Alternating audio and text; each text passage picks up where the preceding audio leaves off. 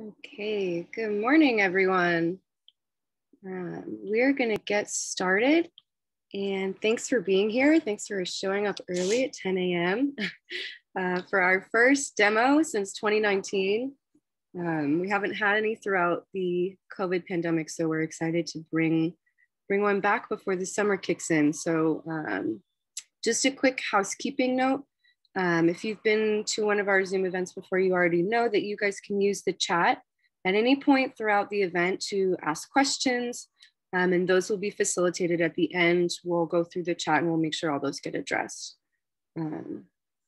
So for today's program, we have an excellent guest, Wilhelm Neusser, whose recent exhibition, the sixth season, featured his latest body of work at Abigail Ogilvy Gallery in Boston. His work has been exhibited at the Fruitlands Museum in Mass MoCA, as well as nationally and internationally elsewhere. And we're thrilled to have Wilhelm today for Lay It on Thick, Landscaping Your Painting Surface. And we're excited to hear from Wilhelm about both the nature of painting and nature painting.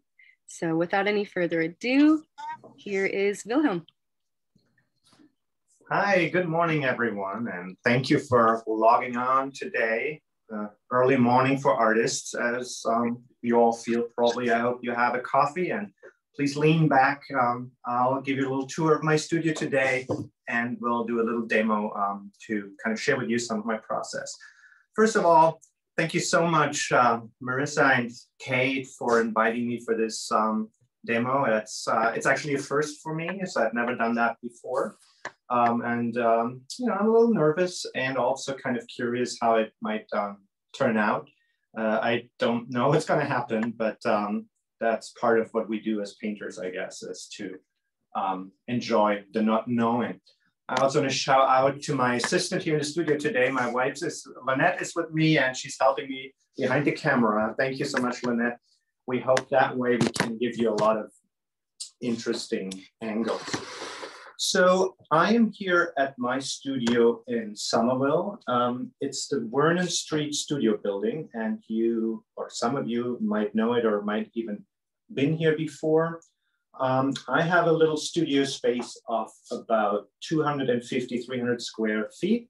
And I thought we're gonna do a quick 330 so you can see where I am and what my surroundings are here, what my environment is. Before we get started.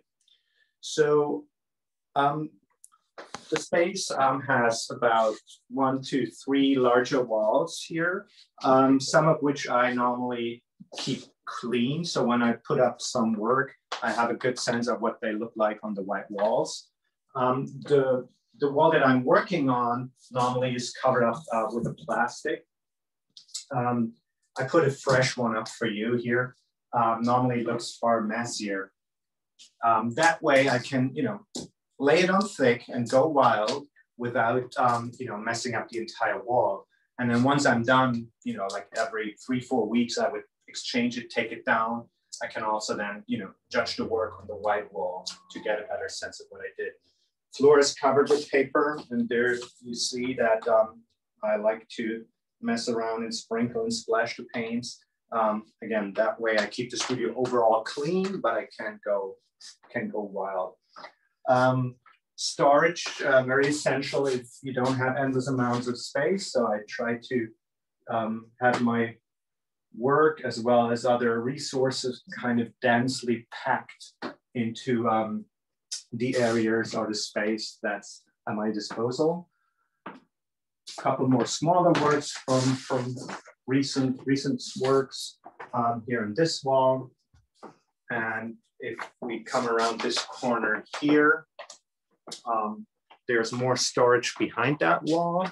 So you can see in here paintings. Up there is more stretchers and canvas. So trying to get the most out of the space that I have. And then this wall over here is, again, more storage, but also, you know, my little kind of headquarters. That's normally where my computer is and the music. The little library is here. The fridge. Talking about the library and about the books. So art history and the history of painting is a as for all of us, I guess, a huge resource. And some of the painters that are close to my heart, they're here so that I can regularly, look up stuff, get inspired, double check things that I'm interested in. And I'm sure a lot of those names ring a bell. You probably know them and probably admire them just as much as I do. I mentioned storage. Storage is a huge issue or challenge. In here is my clean paint storage, meaning like, stuck up paints that I use a lot. And one thing that's also important for what we're going to do later is I use a paint that's definitely not the fanciest paints, but they allow me to use bigger, larger amounts for a decent price. I normally have like bulky parts and then smaller and better paints for accents, I would say, like for more details or maybe color accents, color details. So pretty sure I probably should take one of these right with me. And then one very essential element of my studio is this painting card. Sorry, is this painting card here. And maybe we can also kind of take a look around here. It's on wheels, so I can move it around.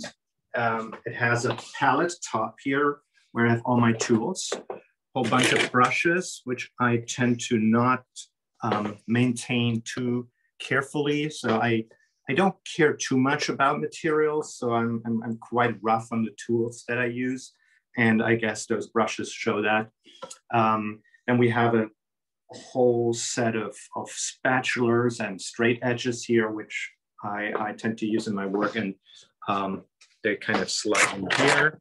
So I try to develop a kind of work table that really suits my process. There's one special thing that I'm proud of, which is this tripod, which I improvised. I built it yesterday, and it's going to hold.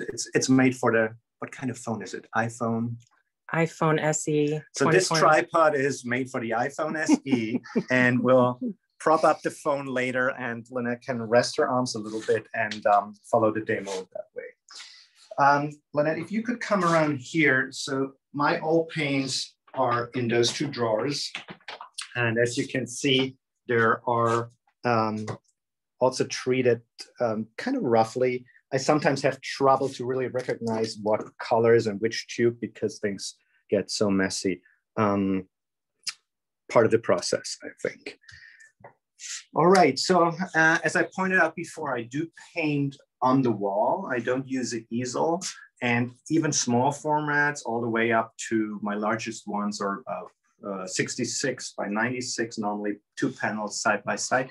They all go on the wall. So I do love to work on the wall while I'm standing, and I need a lot of space to go back and forth, and it's almost kind of a little dance in front of the painting. I did, for today's demo, I prepped the canvas, about 20 by 30 or 30 by 22. And I like to work on linen and gessoed it twice, and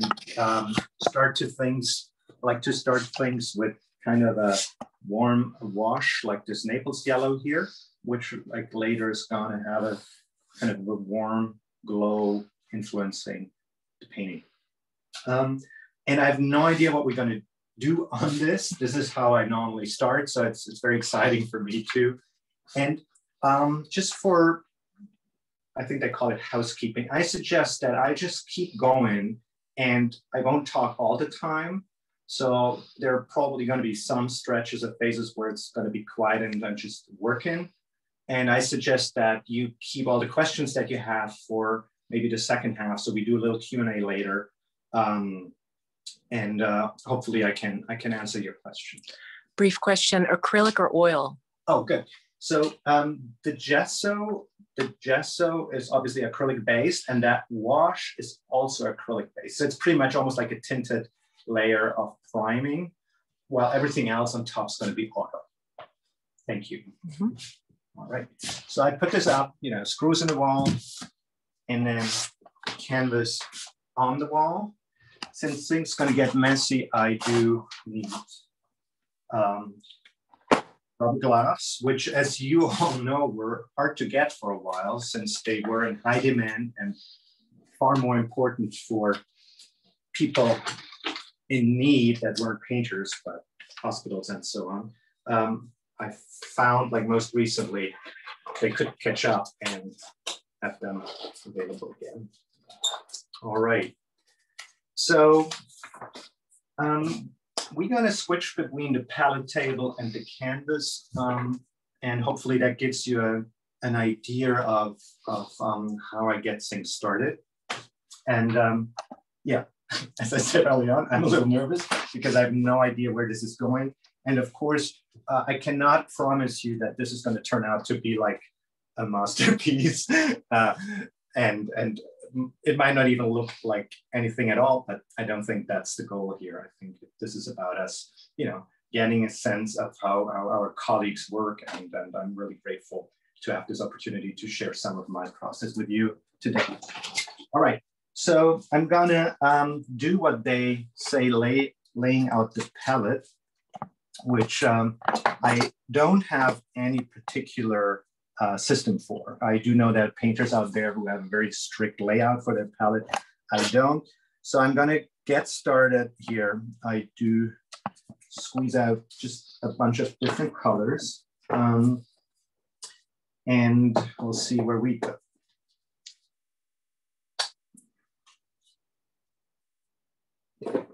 As maybe some of you know, focus of my painting practice, and maybe actually my little library gave that away, is landscape. But I'm definitely not a landscape painter in the sense that I'm working plein air. Actually, it's all happening in here. And the studio doesn't even have a window. And to some extent, that became an important thing for me, that the landscape is kind of invented.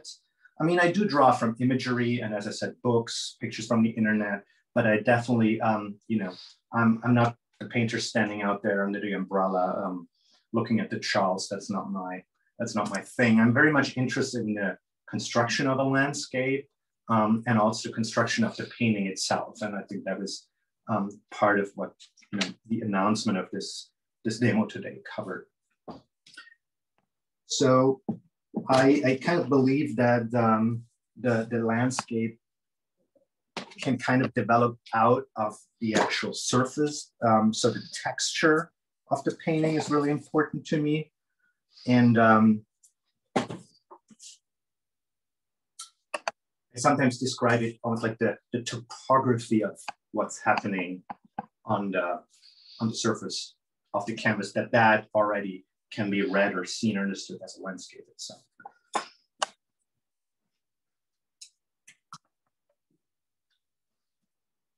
So this is pretty somewhere between Bob Ross and a cooking show here, but we'll try our best.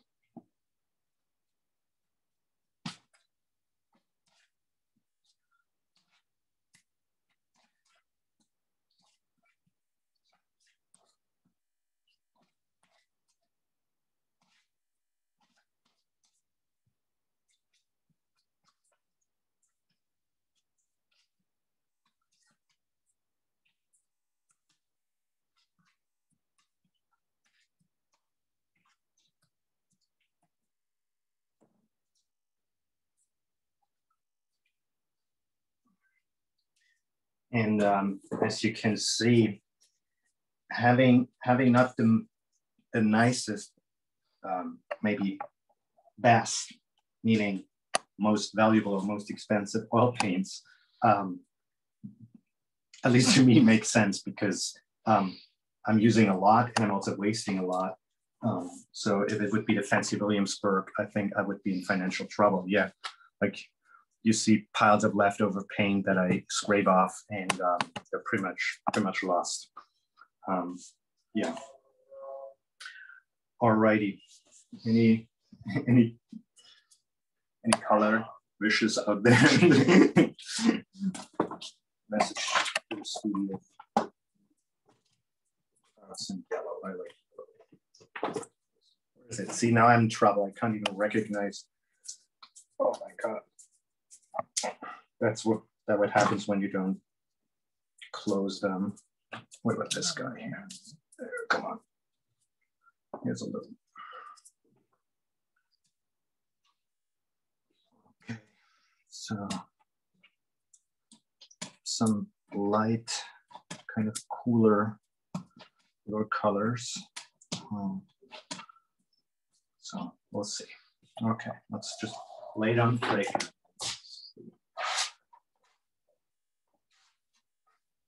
So the canvas is, I'd say, pretty well stretched, and you might have seen before that I had put the keys in right away. So that way I can, make sure that it's nice and strong, especially when I, use spatulas or straight edges.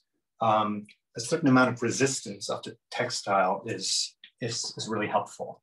If you work on panels, not a big deal then, but when it comes to linen or cotton, I think it is helpful to have a certain amount of resistance there.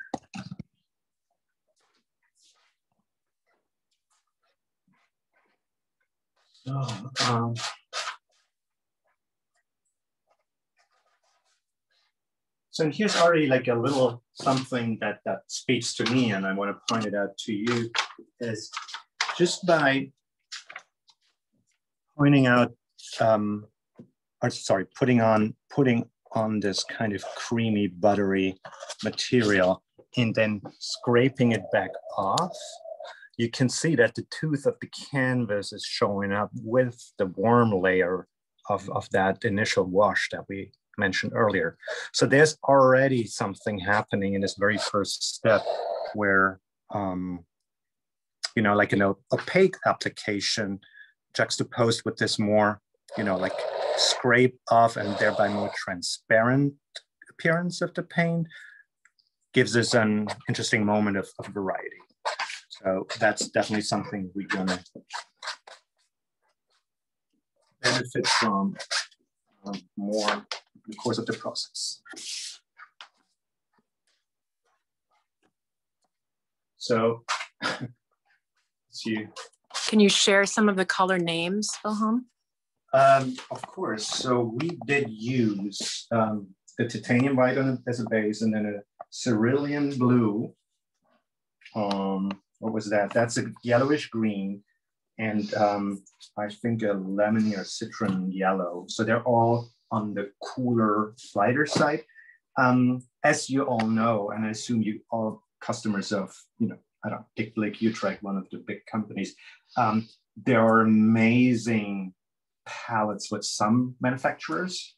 And then the more like studio style quality is normally very limited. That's what I'm sticking to.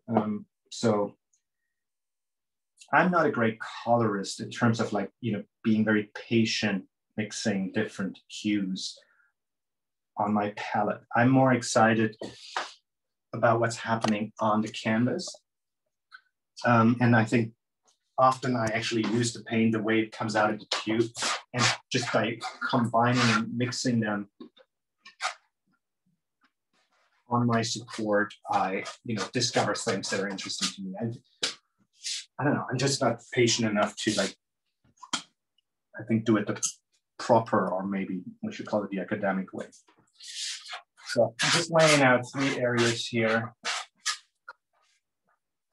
And laying it on flake, I think, is probably a well-chosen title, because first of all, it's only about also like getting to a level where there's an amount of material on my canvas that allows me to play around.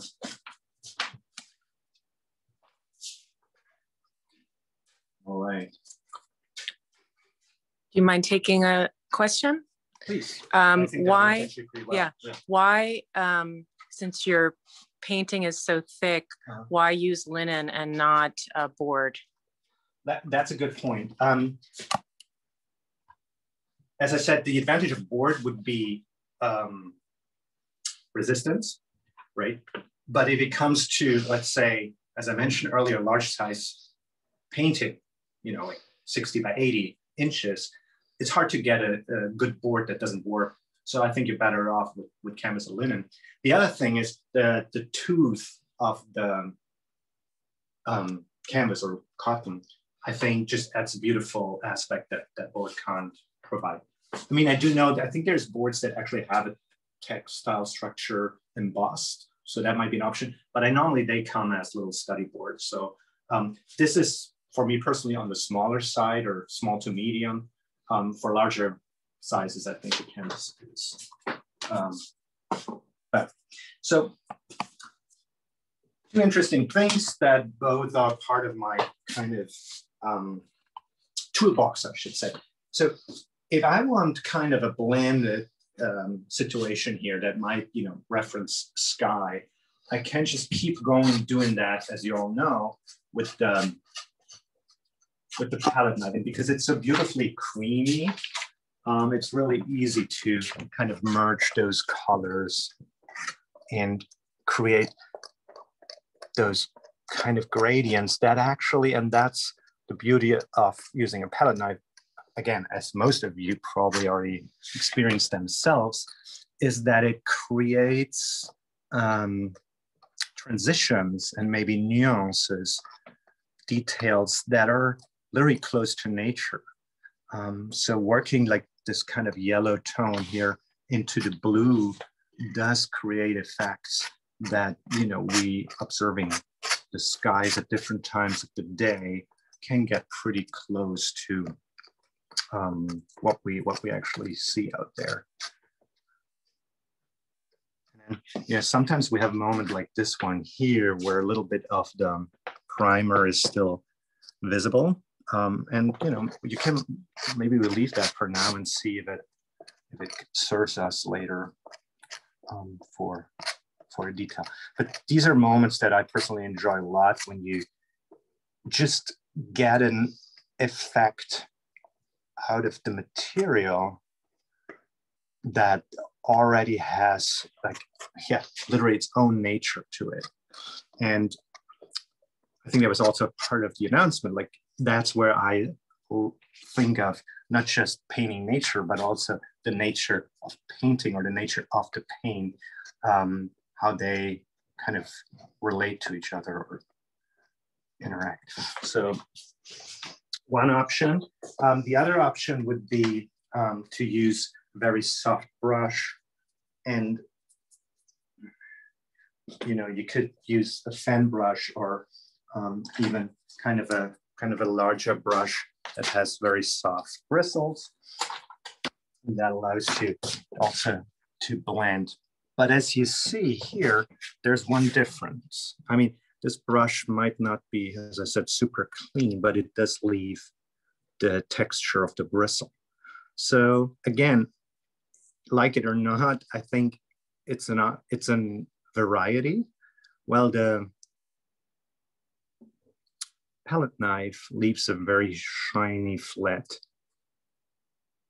kind of surface. The brush comes with this texture, and maybe that's something you can actually make use of and kind of enrich your surface.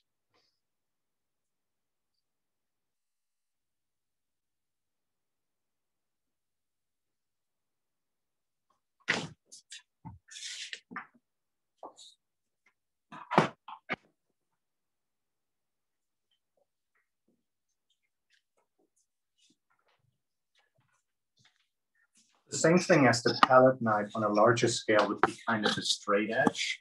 So what we could do is just use this thing and cross the entire canvas and get like one kind of large overarching move. And the nice thing is, as you might see here, the gradient of what I just scraped off shows on the straight edge. So we have a lighter yellow here and the blue there. And if I do the same thing again, I kind of keep reinforcing I keep reinforcing that gradient, and at the same time, I get a very kind of even, slick surface. If you would work on board, I think you would get an even better result, because what happens here by slow, like gently pushing on the canvas, I create a certain kind of tension between the stretcher supporting the linen and the area that's not supported. So it's not completely even, which comes with a certain type of mark, which again, you can work with and implement, or if it bothers you, I guess a stronger, more solid support would be what you want to use. So this is, creating a smooth gradient on my canvas.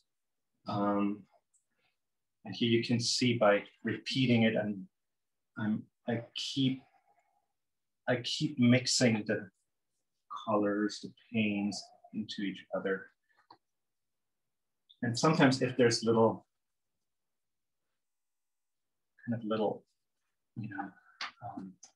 let's say,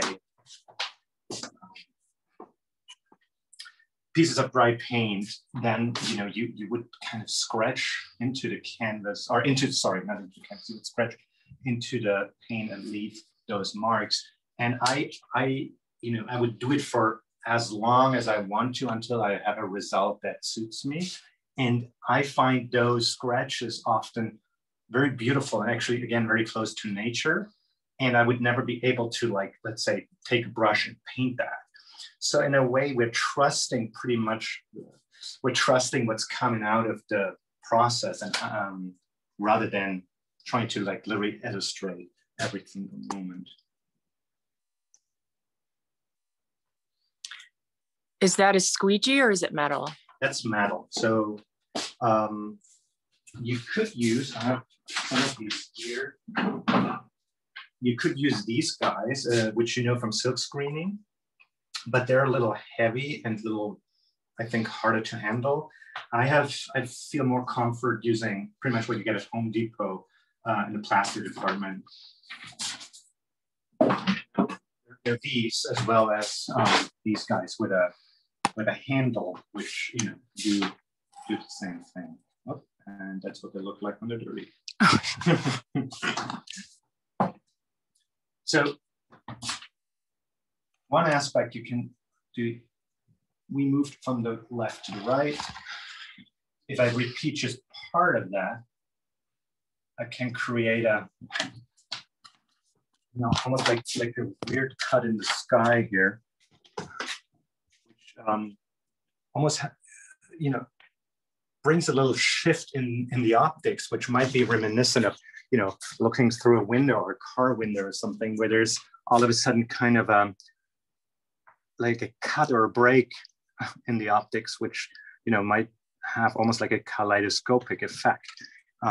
So something to consider is to literally like also break up the kind of mess with the expectation without like making the whole thing fall apart. So it's, I hope that makes sense.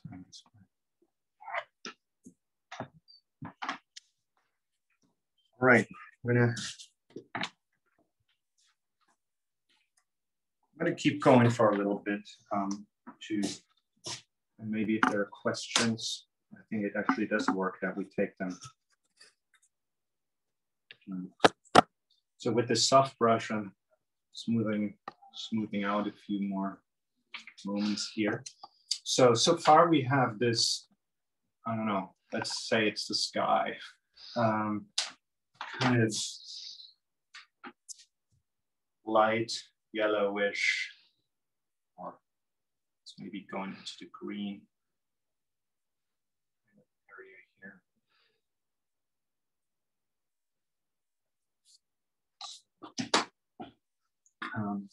But I think I want a little more drama, so maybe a little more contrast from light to dark. So what I'll do is I bring in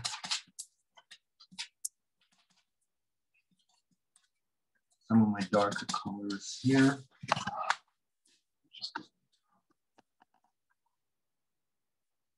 see what that does. Yum.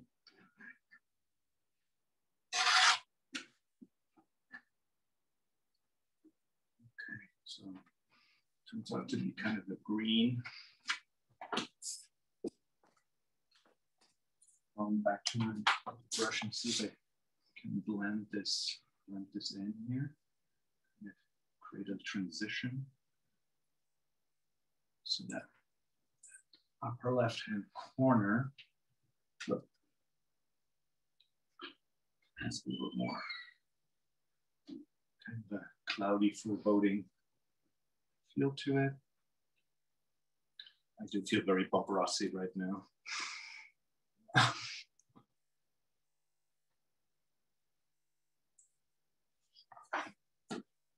So let's see. Another type specialer that is this one. It's metal. These are from Germany. I haven't found them that often in metal here in the US. They have them as plastic, but I feel metal. I work most successfully with metal. And what I did is I kind of, what's the word, sanded off the corners to have a kind of a smoother, well, if you don't sand them off, they kind of cut into your paint layer. So let's see what I can do with this dark area. If I can, I'm using the straight edge almost as a ruler here. And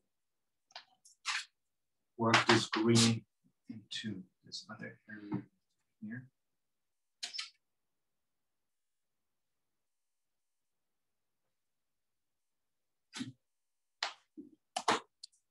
And again, I feel like working the paint, the oil paints that way, you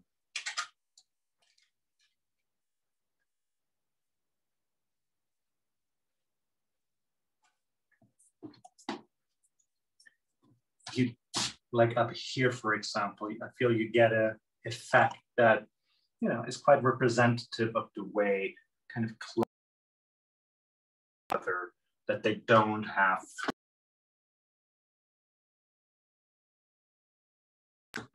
You know, I'm sure a lot of you have.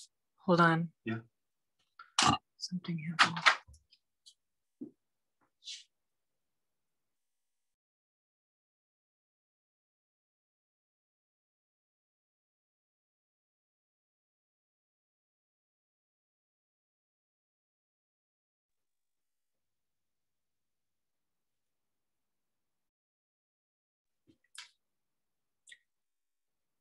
Okay, hold one moment.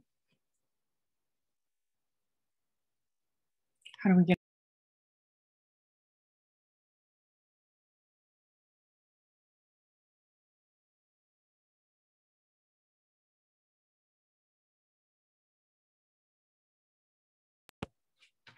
Hi, everyone. Are we back? Can you, Marissa, can you guys see and hear us again?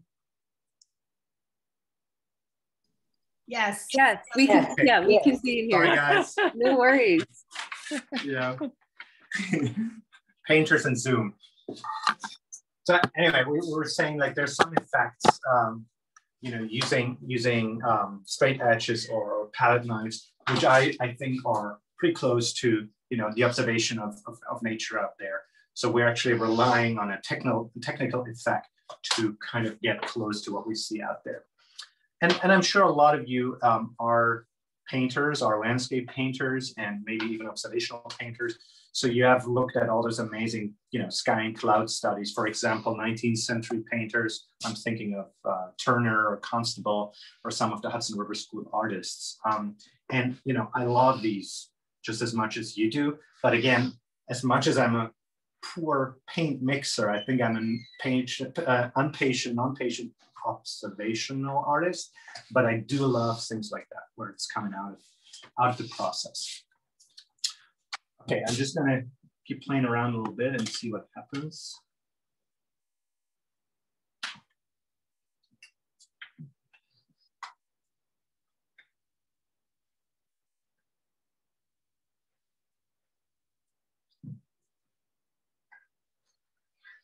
So now I'm scraping a little more, as we did at the beginning, to get down to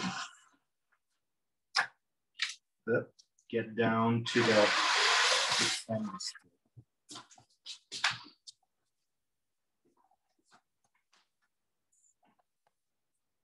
So we have a little bit of the warmer tones down here.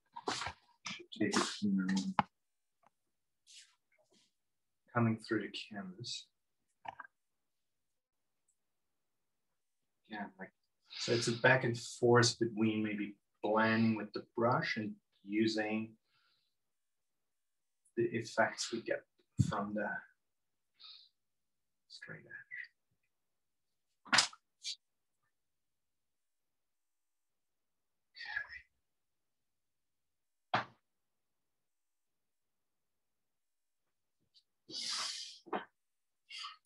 So I'm okay with this area. This one. And you know, I would probably clean my brush right here. That shows you why, you know, the plastic comes. Sometimes it's almost like an additional palette that I use on the side of my canvas. Okay, blending this a little and try to go in there one more time. Cleaning my straight edge. And talking about laying out the palette, it normally takes about 20 minutes to turn this into a huge mess here. So there's nature to that as well.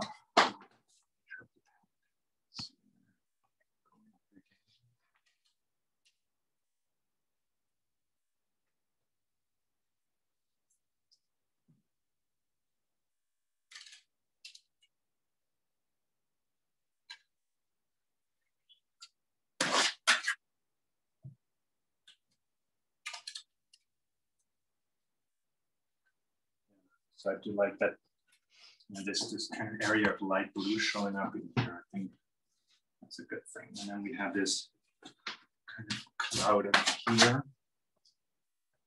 Let's see if I can change this a little.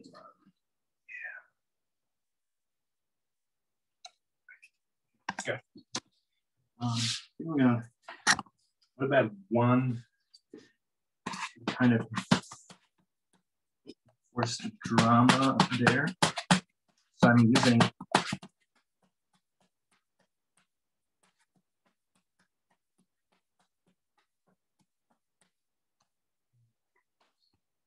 should hang it a little lower, actually. Let's see.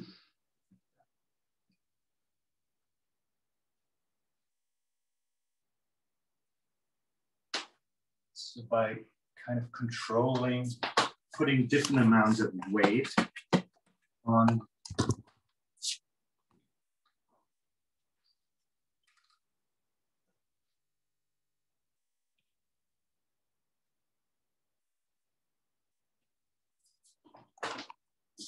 better? No. Shall we do blend it in again? Let's see. Just in case some of our guests here today feel reminded of a painter from Germany, Gerd Richter, I confess I am, well, I'm probably more than a fan. I know his work for a long time. I grew up in Cologne, Germany, so he was literally close to where I'm from. And as a teenager, I went to the city. I grew up in the suburbs. Went to the city and was literally like staring at the building where I knew he had a studio. Yeah, so his work, his oeuvre, which you know has a lot of different series or body of works to it, is a constant inspiration. He had a huge retrospective at the Whitney last year, which unfortunately the pandemic made it possible for us to see. But yeah, so I'm a believer. Okay, this back 10. How are we doing time? 20 minutes.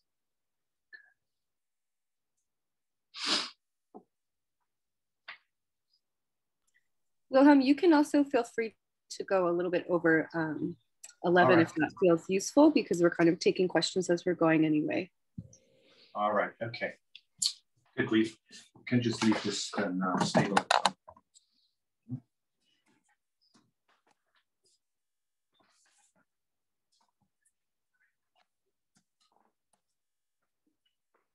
You guys probably know Wayne, he's not even done with the sky yet, and it's only 20 minutes left. I know that just watching other painters do their work, I hope this is for you.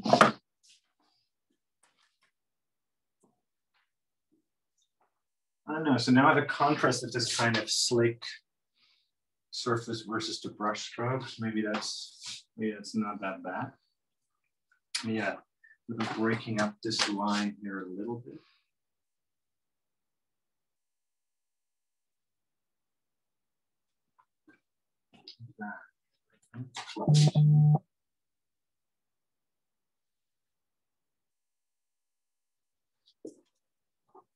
No, it wasn't.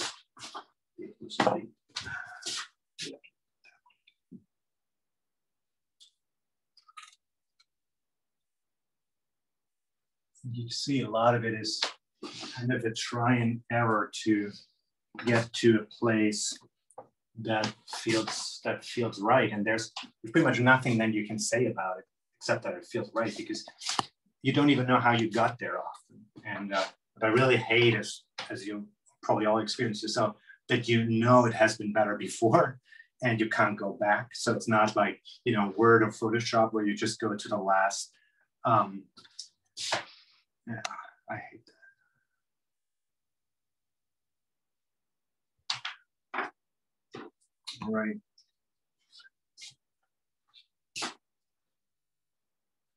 Okay, so let's leave it like that for now. I don't know if when I'm going around here and taking a frontal view, does that work? Not sure where we're at. So you can see, like, having worked those color ranges into each other, I get those effects that, again, aren't necessarily like depicting a cloud, but in their abstract way, I do feel like they represent a variety of textures and structures, gradients, blurry moments, color transitions that, you know, in a way provide a sense of airiness and sky. There's one thing that's really hard to tell, and that's right now, since the paint is thick and wet and oily, glossy, you have effects of the structure that are much stronger with the fluorescent light hitting the grooves of or hitting the texture of the brush strokes. Once this is dry, and as you know, it gets matter, that changes, and it's hard to predict what that means for the overall effect. All right, so I'm gonna think about the lower part of the painting now. See, I'm gonna use the yellow that we had here, mix in some greens. Do you use any other medium besides the paint? Oh, that's a great question. There are two bottles here on my palette table.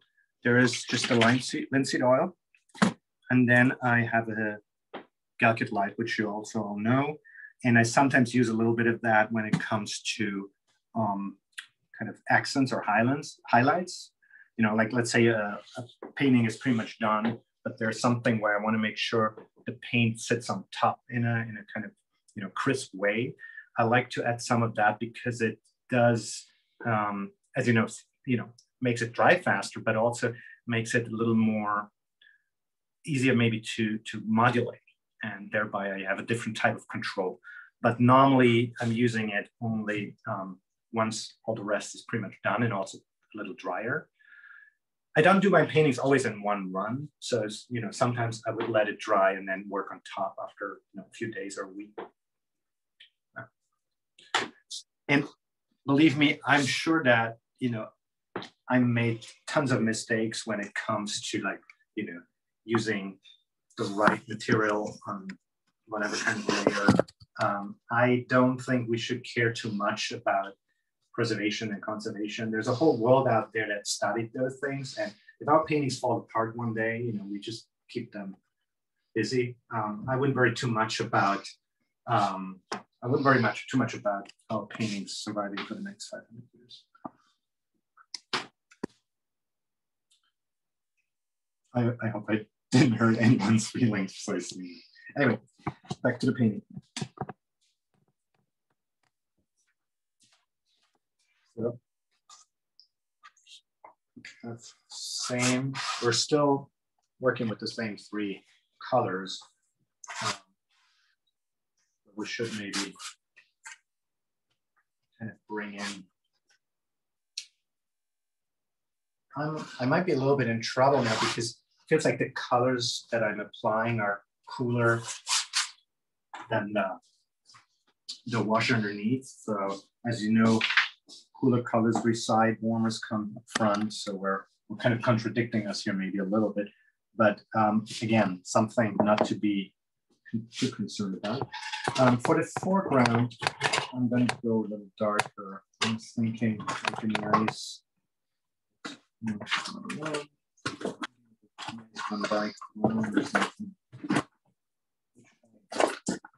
Which I can't find. I'm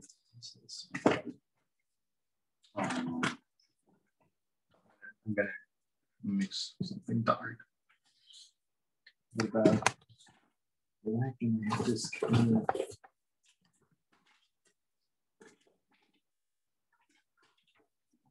oh my God, I should have cleaned up before that. I'm gonna go crazy. So there's a carmine red and black. Oh, I have no idea. Mix these two.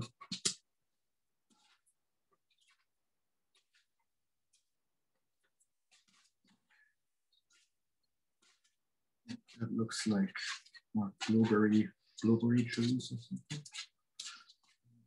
White blood. How nice. And look, I'm just going to dump this in the water.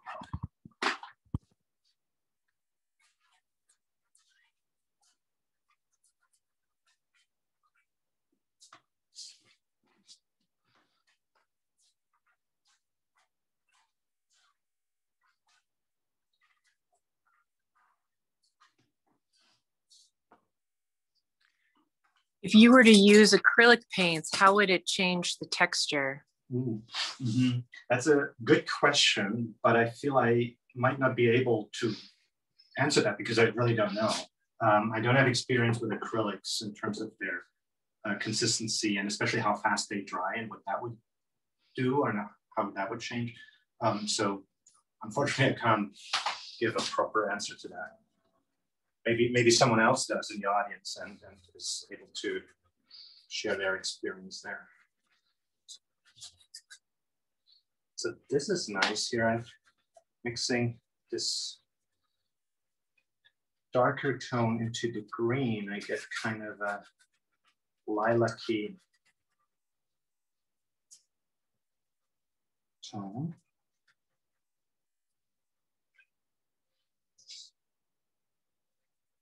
Compliments on the color. You mean complementary color?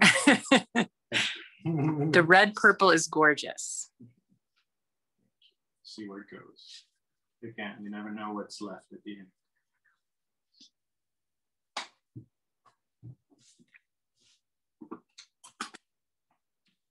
end. Talking about brushes, I mean, my fanciest ones are probably those fan brushes, but otherwise I tend to, again, buy a lot at Home Depot. If you buy bulk, you $2 brush, and then they're good for a couple of weeks, and that's it. You know, I put them in a little bit of gum salt, rub them clean, but after a while they're just dead. So I go quantity over quality when it comes to those things. Do you have a favorite brand of painting knives? No, but I recently did notice that there is a difference.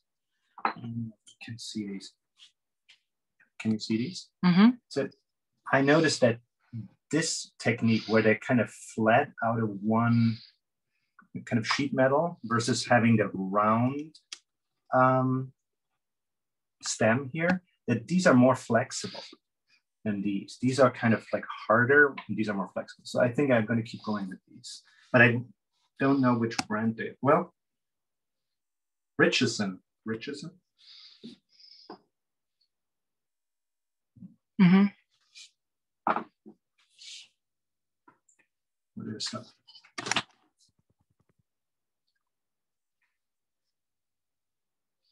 Let's see if we now use the brush, and what the brush can do.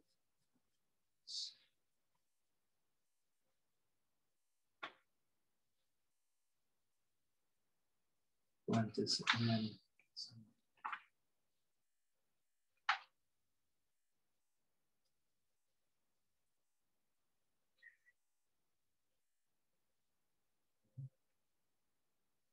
Better and grassy here. Oh, this is so popular.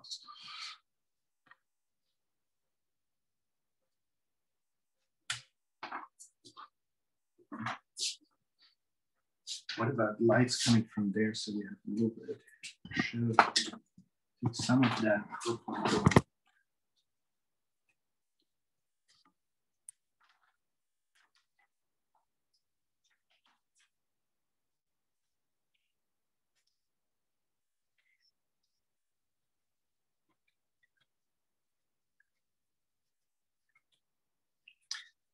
I'm not sure if some of the, classic observational painters think or may think now, like this guy doesn't know what he is doing.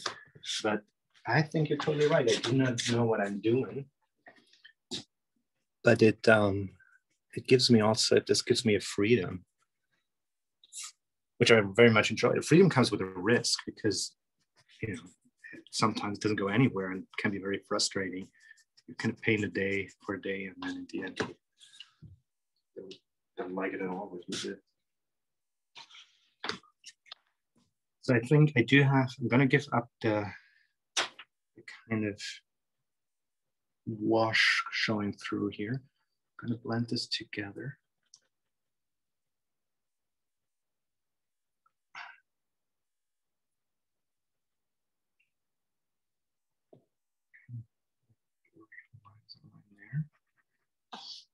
Maybe I can squeeze it out again a little.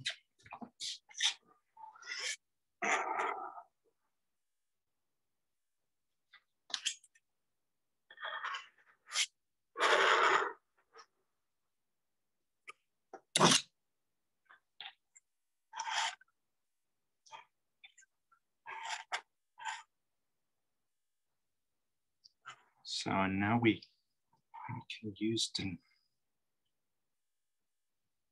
powder here for some structure and texture. Scratch deep.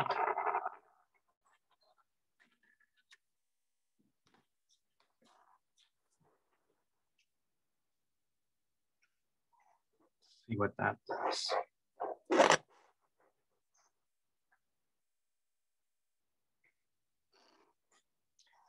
Do you ever teach painting classes? I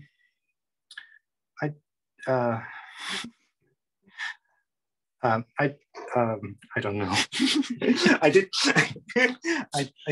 teach. I did teach for a little bit for a few semesters as an adjunct, but I haven't taught recently. Yeah, this must have sounded very enthusiastic. You were complimented on being such a good instructor. Oh, thank you.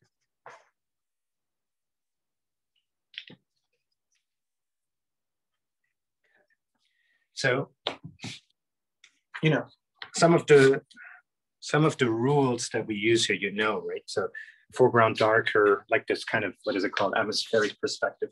So those are rules, you know, they help. Keep them in mind, but you don't, you know, they work even if the motif is quite abstract. And so you can see just the notion of atmospheres coming across here. And even if I don't have an actual landscape in front of me that I work from, I think I'm managed to create effects that are representative of what we experience in nature. And again, art history and looking at paintings helps a lot. And one of the landscape painters that I look at a lot and really admire is Jacob Ruysdael, the Dutch 17th century artist that you all know, and who was, you know, kind of a landmark artist for other people too. I know that Constable copied his work.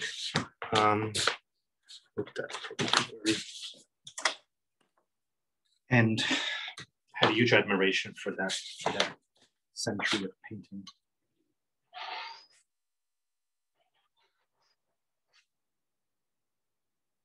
And using the knife for structure, texture.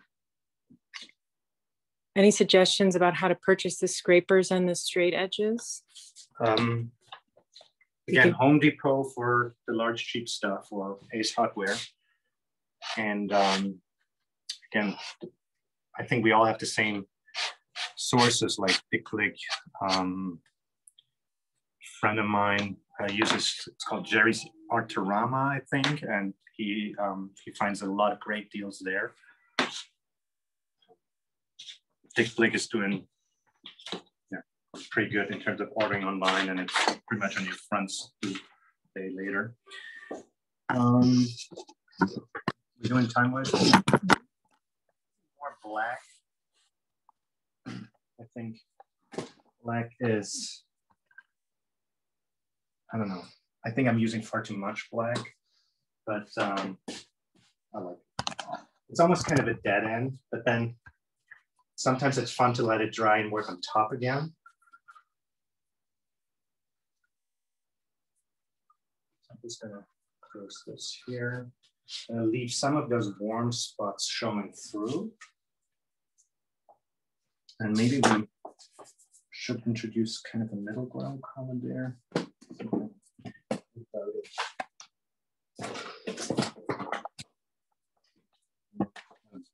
Should we?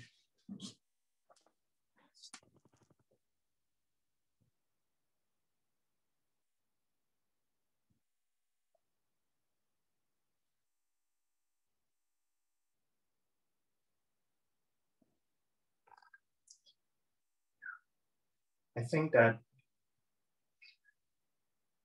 you know, like part of nature in general is the variety of texture. And I think for me personally, one of the biggest challenges is to have, you know, all those different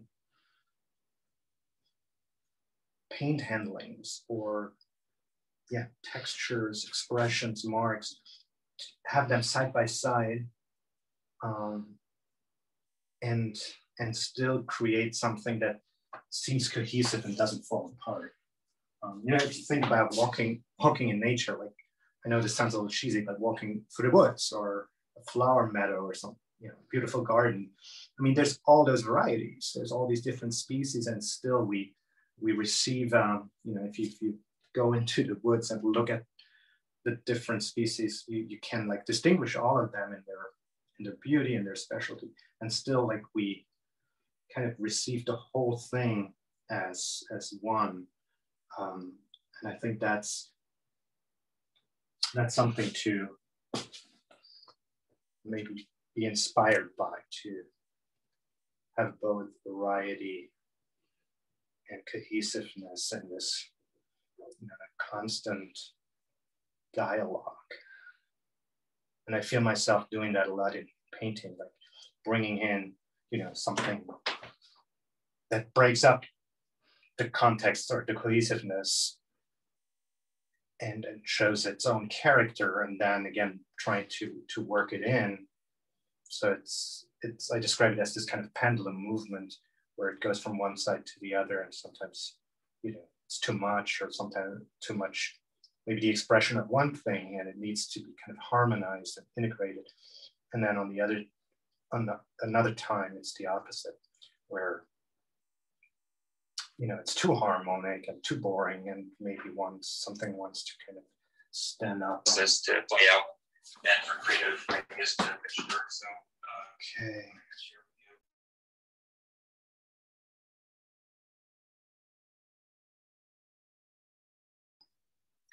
Wilhelm, I think I muted you by accident. Can you guys unmute on the iPhone?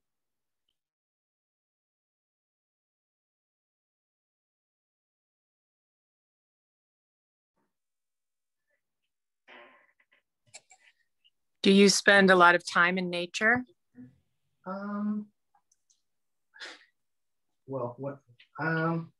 Yeah, I think when I'm out here, I do. I like hiking. I like biking. I bike a lot.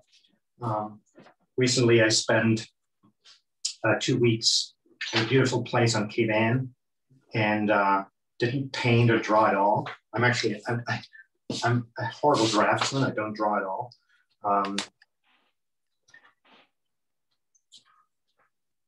But I do love the outdoors. I love the different times of the day, the different light situations, the different seasons, and go running from time to time.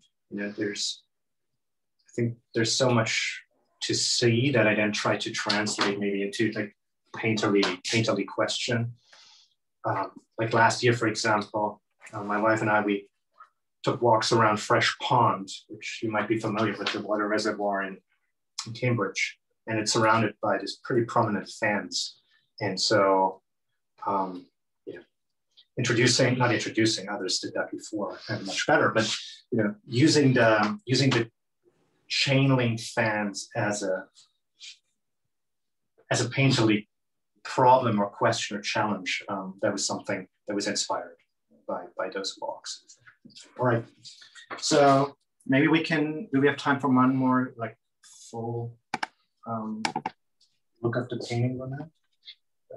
Definitely. Yeah, there's a couple questions we have in the chat, but if we're wrapping up, all right, we can get to I have one more idea for the picture, and then so you can see with this very soft fen brush, I'm able to kind of work these things together to actually blur the horizon line and thereby emphasize the atmosphere.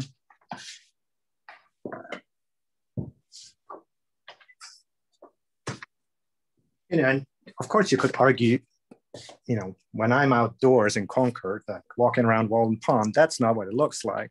You might be right, but again, I'm interested how, again, the nature of the painting unfolds, and thereby, can be relevant or not relevant, can be related to phenomena that we observe in nature itself. There was a question, Wilhelm, how did you evolve to using this method? Were there any aha moments that led you there? I do think that actually the whole kind of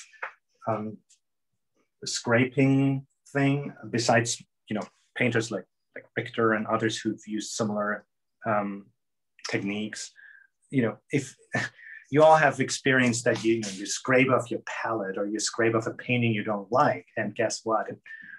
It's looks so much better, just when the palette looks better than your painting.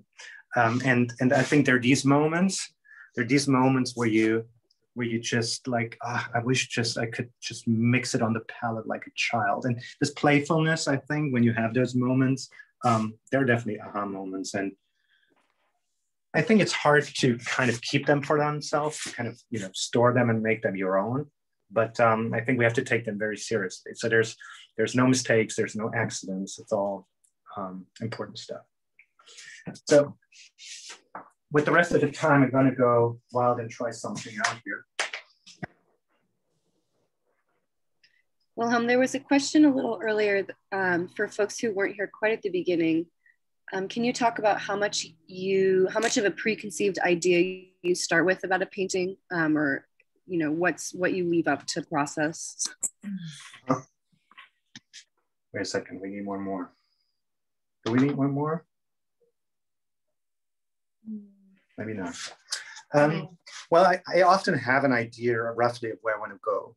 Sometimes I literally start from a picture. I love postcards, like, kind of cheesy travel postcards. Or historic postcards that are kind of colored in later, this type of kind of nostalgic color range. That's something I really like. So I would, look at one of these and, start a painting. And at some point I would let go of that image, source image. And but then there's also, when it comes to working in series, like I mentioned, the fence paintings.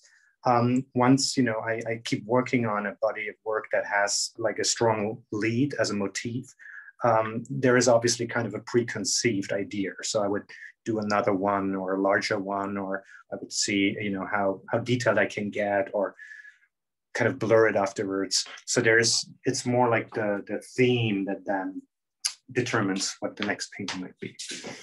All right. There's also a request, Wilhelm, once we're done with this one, for just a little tour of the paintings on the wall. We'll do that. Yeah. Are you okay time-wise, Leonard? I'm gonna have to wrap up, so I might leave you. Okay, maybe we can leave the phone in the stand then, and I'll give you guys a tour because my assistant has another. Appreciate her amazing support. Thank you so much for your camera work. Yes, this was fun. Can you guys see me? Yeah, we can see you. So just one idea now, since we pretty much worked a lot of, we had a lot of horizontal moves so far. I just want to kind of counter that with the, idea of a vertical. And of course in nature, you have the horizon line, and then, I don't know, there's an architectural structure or a tree trunk or post in the way that kind of breaks up the horizon line. So I'm gonna put in a trunk here. And as you saw, I scraped out the paint all the way back to the initial warm wash that we saw at the beginning of the session. And I'm using, again, my kind of shaky hand here to create a little uneven kind of texture on the sides of this. We have a question about the color palette you use. They said you've used about 4 tubes of paint plus white and black. Is this typical for you? Can you comment about that? No, I think I noticed one thing, that overall my paintings, and we can see that later, are pretty, I think, green heavy. So a lot of ends up in kind of a muddy green realm. It's pretty much the color maybe that you, when you're an oil painter, you have at the bottom of your solvent jar, kind of a muddy gray-green. I don't know exactly why I end up there. Over the last years, I also did a group of paintings that were inspired by the cranberry harvest. I'll have some little samples for you in a moment. And obviously there, I had to come up with an idea for the red, representing this kind of typical cranberry red when they're floating in the box. I don't know if that answers the question. I mean, for today's exercise demo, I don't know. I didn't think too much about what I chose. I don't know if that was a helpful answer. Yeah, thank you. Okay, so one tree that's really nice to imitate in paint is it's a birch tree, and some of you probably have made that experience. The way the bark kind of comes off or peels off of a birch. That's something that's very, I want to say, easy to imitate with palette knife. And yeah, so I have done that a bunch of times and really enjoyed it. And then, you know, I would also go in to kind of add to the variety. So this is a brush, like, you know, not a cheap brush that normally, I guess, is kind of school kit set quality. And I would just cut off, you know, a bunch of bristles to have like a kind of a smaller tip. And then you can actually do pretty straight and clean lines, wet and wet.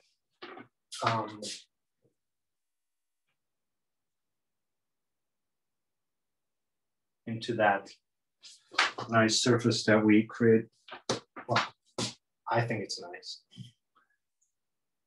So, yeah, and then you can be as picky as you want. So let's say we believe that the light's coming from the right, you know, that branch might have kind of a shadow. This might be covered here. And then you can get as detailed and picky and 19th century as you want. And one aspect that I'm always struggling with is, you know, not to overwork it, because I do tend to get lost in details that I enjoy painting. And then at the end, I noticed that I actually, you know, I gained something. Maybe I learned something, but I also kind of lost some of the freshness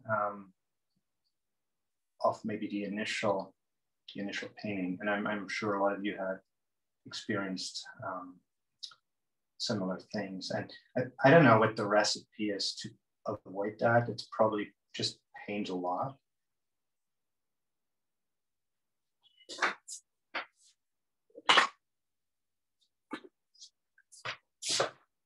Take some off again.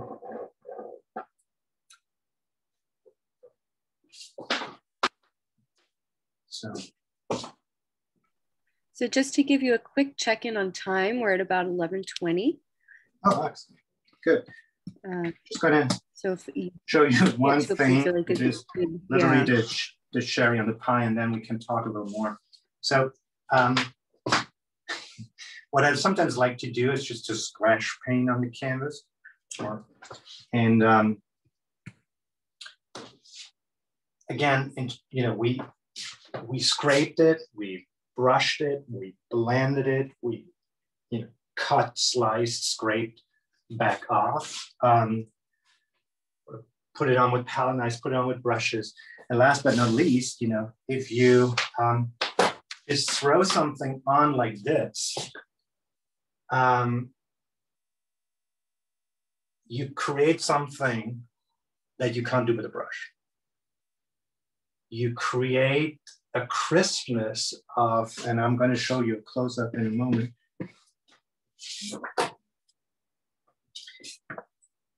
I don't know what you think now, but it doesn't really matter. It's just, let me take it over here.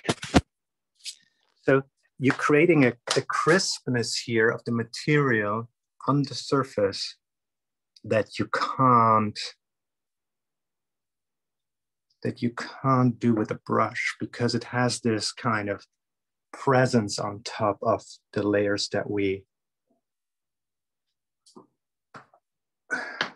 of the earlier layers.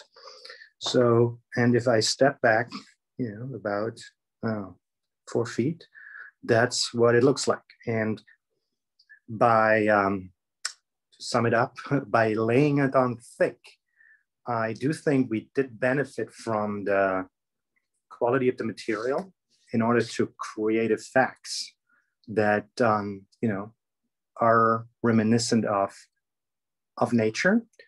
And I do hope that helped you as an inspiration. I'm going to hook this up one more time. I hope that helped as an inspiration to, you know, as much as I assume a lot of you like to observe carefully and then depict, to also trust what you can get out of the material and just out of your hand, and, you know, implement that resource, that the material can be part of a successful painting, besides the information that you take into it. So I'm going to stop here. Not sure if I'm going to leave it like that or if I'm going to keep scraping after we're done. I think I'll give you a quick tour of the paintings in here, and then I'll open for a few more questions. Marissa, does it sound good? Perfect. Yeah. Okay, cool.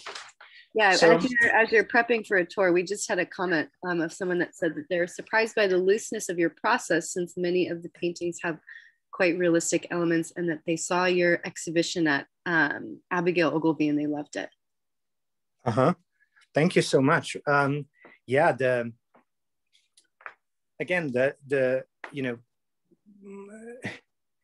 I think that's exactly the point. I think you can create something somewhat realistic by not so much trusting the reality of what you look at, but trusting the reality of what you have on the canvas. And that's perfectly put. I think the looseness actually can also be very precise in a certain way.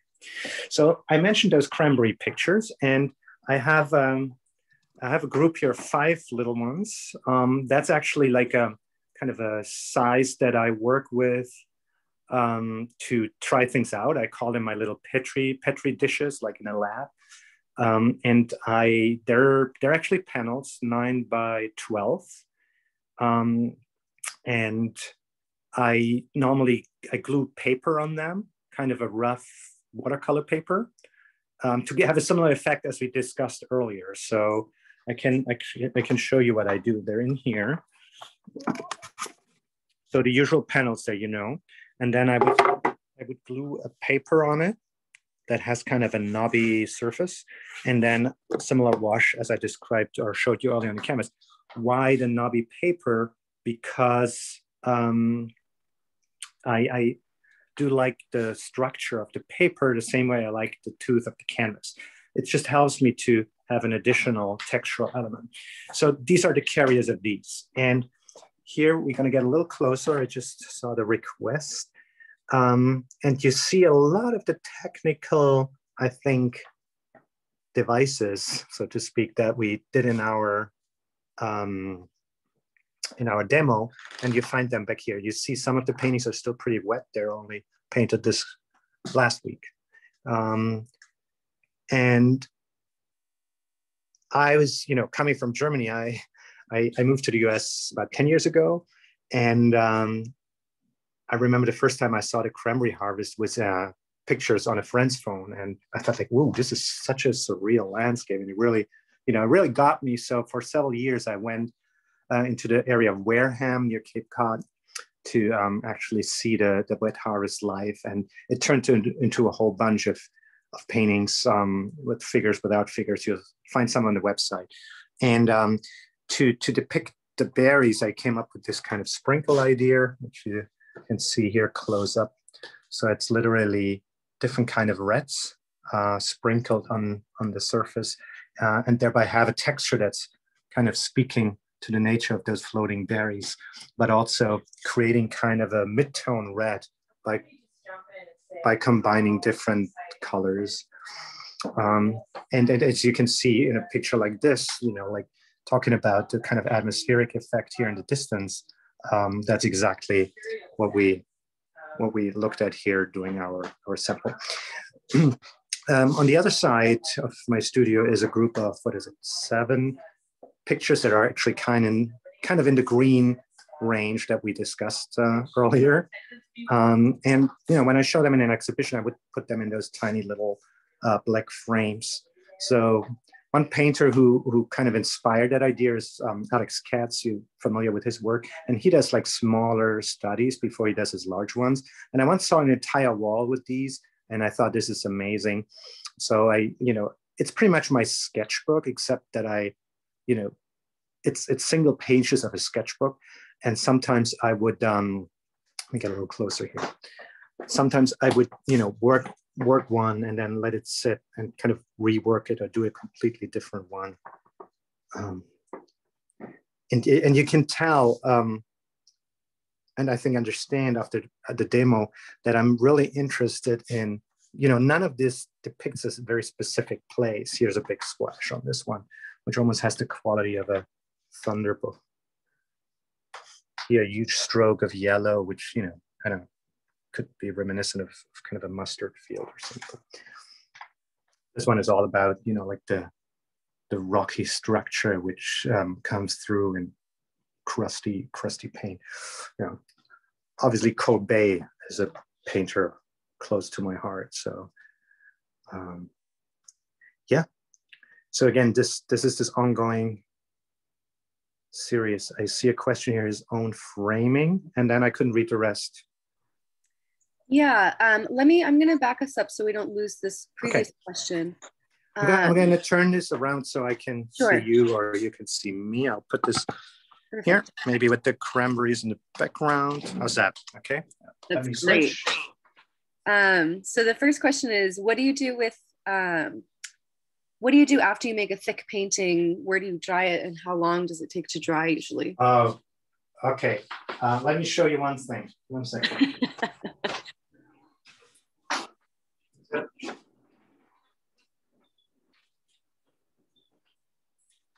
Can you see this? Yes, yeah. Flat file. So, exactly. So I found this in the garbage in our studio building, and I thought, this is actually pretty good to dry little paintings. And that's actually part of the whole 9x12 thing. It kind of grew out of this, I call it the machine, and I thought like, I'm going to stick to, this is pretty much my unbound sketchbook, and they fit in here, right? So a painting like this, super wet, would kind of slide in here and dry, and hopefully not catch too much dust. And yeah, so sometimes, it's those not stupid, but random things that happen to you, and they become the starting point for, for this series. And then again, the Alex Katz experience added to more like an aesthetic idea of like, wait a second, you can, group them, and you can, by sticking to that format, also create a series that goes over years and still recombine them. And like the green ones that I just showed you, they're from 3 years, different years. And it's very rewarding to kind of almost like recurate your own work. Mm-hmm. Yeah, and still have the feeling that there's a kind of a thread, like a cohesive line going through. Yeah. Next question. Before we jump into the next question, I just want to let everyone know, so now that we've reached the end, if you'd like to unmute and ask a question yourself, feel free.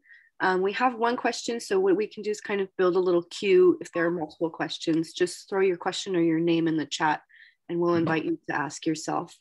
But this question is from Lisa, our registrar, and she said, do you do your own framing, and are the sides painted on purpose? Yes, and yeah, yes, no, and yes. So some of the frames a lot of the frames I built myself. So it's, again, Home Depot materials glued together, metered, but I also bought a set of frames when I just didn't have the time to do it. And they're all kind of stained with a ebony, like a commercial wood stain, white, black. Again, my interest in the Dutch painting of the 17th century. Those landscape paintings, a lot of them have ebony black frames, and there's something kind of neutralizing, which highlights yellow and green tones. And in a lot of paintings like Roysdahl, kind of silvery tones. So you'll find them often very simple dark frames. That's where this inspiration is coming from. Yeah. let's see, no other questions at this point. Does anyone want to unmute and ask a question? We have some time. We can go over a little bit. Folks can stay. I have a question. Sure, go ahead. So would you describe yourself as 100% self-taught, or was there a time when you looked to others to study with? Yeah, that's a great question. I'm definitely not self-taught. So I grew up in Germany, and I went to art school there, to an art academy, which works very differently from the way art schools are organized here, even on the kind of university level. Like, German art schools are far more than like art grad school programs here. So it's far less about actually learning techniques and more about, conceptual exchange. We did have workshops where we could actually, learn things that we need to kind of do our projects, but we didn't have classes. So you don't have classes like, painting 1, painting 2, or sculpture 1, or silk screen 1. So we didn't have these. You're on your own for about 4 years, and professors coming in once a week to check in on you. There's a lot of group discussions. So it's putting a lot of emphasis on the kind of conceptual intellectual side of things, and not so much on the technical side. And I found, as far as I got to know the schools around here, that there's more emphasis on technical aspects of art making. But in that sense, I'm not self-taught. I've always worked as a painter, even during art school, but I was actually in a class of a sculptor, and I found that was very helpful because there was more friction, maybe more like, wait, I don't understand that. And that actually helped to, not only maybe raise questions, but also have to respond to questions that maybe in a pure painter community or class would have been taken for granted. But that was definitely an important school. So I'm not self-taught. Hi, Wilhelm. This is Deborah, and I wondered if you could zoom in on your cranberry painting on the very end of the last one on the wall. I'm gonna take that phone with me. The left or right? On the right, I think, which shows, I think it's the nuances of your colors in the background sky. No, it's not that one. It's another one. Okay. Maybe one of the other ones to the left. Yeah. You have some. But by the way, you see the splash ended up right here. I do. But you see all the parts that we discussed earlier. So let me see. There's nuances in the sky. Maybe it's another one. Maybe it's the one I put in the drying rack. It probably is. Let me see. Some pinks and light blues and yellows in it. I'm gonna. Is that it? I think that's the one. Yeah. Okay, let me try and put this back on the wall. Sorry, I hope I don't make you dizzy. No, it's fine. I hope you don't drop it. I hope so. So yeah, I mean, this one here actually uses then the palette knife. Kind of bring, and then there is like a brush stroke in here. And this is exactly along the lines of what we did in the demo. And that one, yeah, that's nice. Thank you. Beautiful.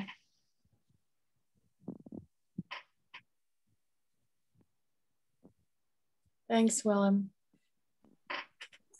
It depends, how you, at some point, they're playing with this moment between abstraction and figuration. As we said earlier,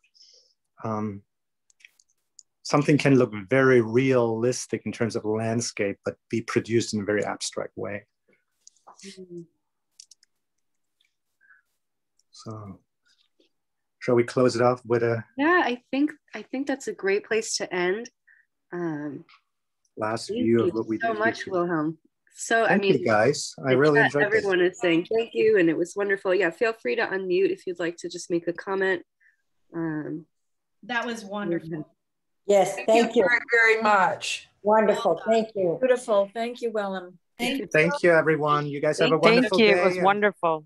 You too. See you again sometime. Yeah, meet you all in person at one point. Hope you got some inspiration out of this. Have a wonderful day. Absolutely. Thank you so much. Thank you. Thank you. Okay. I'm going to log out, okay? Yeah, go right ahead. Thank you so much, Wilhelm. We'll be in touch. Thank you, Marissa. Thanks for making this possible. Absolutely. Here we go. Bye. Bye. Bye, everyone. Bye.